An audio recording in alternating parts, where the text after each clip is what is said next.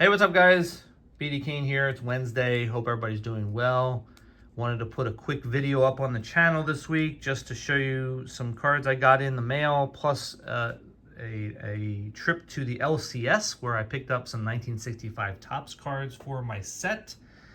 And I wanted to talk about that and talk about the experience of that, as well as a purchase on eBay for my 1965 set, which is something I didn't think I would be doing, but I wanted to share that with all of you as well. First, I brought in some cards for the Machado PC.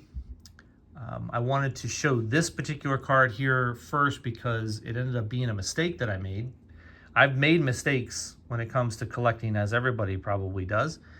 I saw this card on eBay. I thought I needed it. I didn't even look at it too long or consider whether I needed it for sure.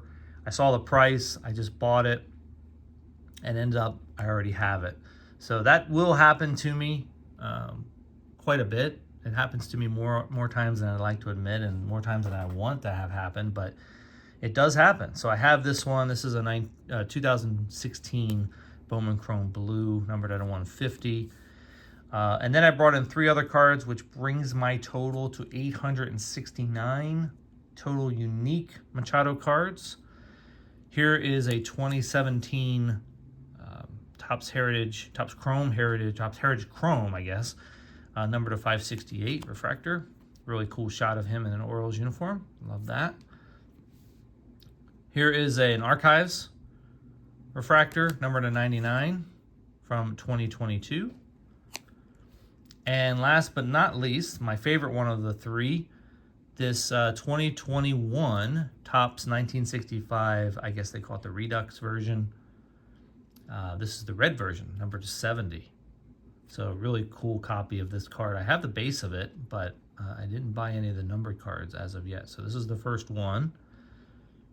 Cool looking card, 1965, right? Looks great. It's kind of a segue into talking about my 1965 Topps set that I'm trying to collect. So what I did last week is I went to one of my local card shops just for the purpose of specifically looking at their 65 Topps inventory. I was recommended to this particular card shop by another YouTuber who said that he had been there before and said that they would have a lot of inventory to look through. And so I pulled out 6 cards. They have one box for $1 and $2 cards, which are not going to be in the best shape or best condition. And then they have another box where it has all top-loaded cards that are in much better condition. So of course, I looked through that box. They give a flat, at this particular card shop, they give a flat discount of 20% on any singles that you buy. So whatever sticker price you see, you're going to get a 20% discount on them. So pretty decent. Of course, they do inflate the prices a little bit in order to not make that 20% so bad, but it still feels good to get it. So I got the Mets team card, Stan Williams, the Red Sox team card, Jose Pagan, Lenny Green, and the best card of the bunch was this really nice, sharp Boog Powell card. You can see how well centered it is. He was a pretty good outfielder for the Baltimore Orioles, kind of a power guy. And yeah, it just looks fantastic. The one lesson I learned here, and again, I talk about this all the time. I love when I learn something from my collecting experience. And in this particular case, I didn't look at the cards too carefully.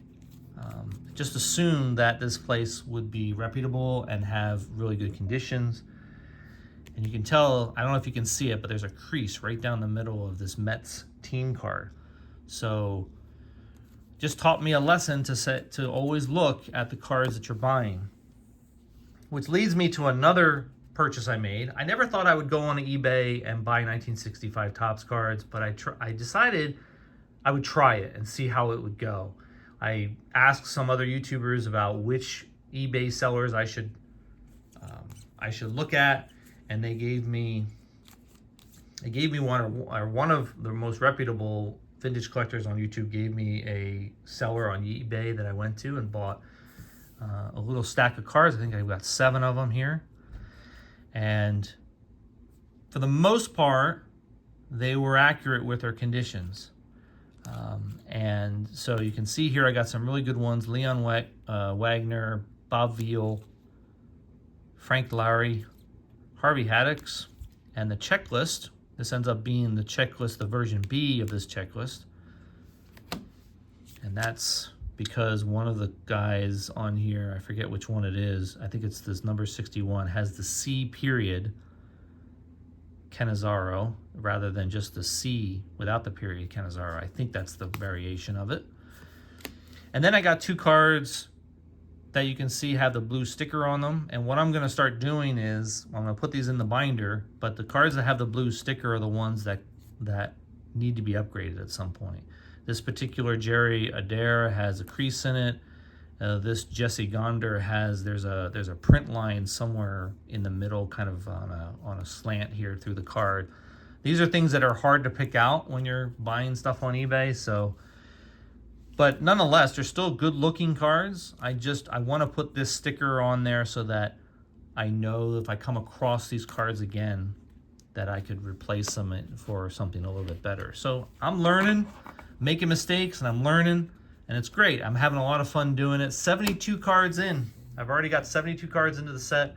Really happy about the progress that I'm making. Might go back to that eBay seller. I'm not really sure. I'm trying to stay away from eBay because I like to see the cards in my hands before I buy them. What do you guys think? You guys think that eBay is a reputable source or not? Would appreciate your comments. Let me know. All right, guys, have a good rest of your week. I probably won't be back till next week with another video. So until then, I will see you.